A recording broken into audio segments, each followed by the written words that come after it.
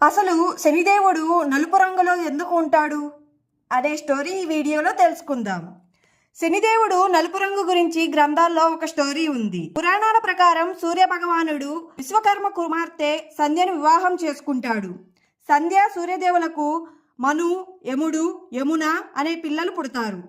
అయితే సూర్య భగవానుడి తేజస్సును సంధ్య భరించలేకపోతుంది.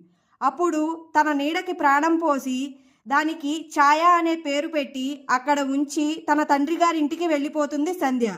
అయితే ఛాయ గుణం రూపంలో సంధ్యను పోలి ఉండటం వల్ల సూర్యభగవానుడు తన భార్య సంధ్యగా భావిస్తాడు. దీంతో కొంతకాలం తర్వాత ఛాయ గర్భవతి అవుతుంది.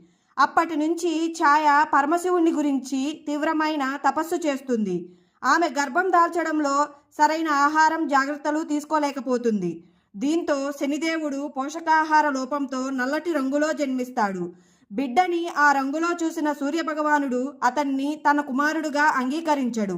దీంతో శనిదేవుడికి చాలా కోపం వస్తుంది.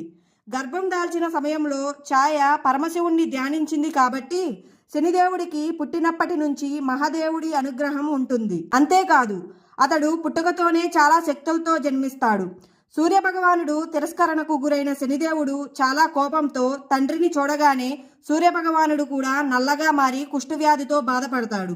తరువాత సూర్యదేవుడు తన తప్పును గ్రహించి తన తప్పుకు క్షమాపణ కోరడానికి శివుని వద్దకు వెళ్తాడు.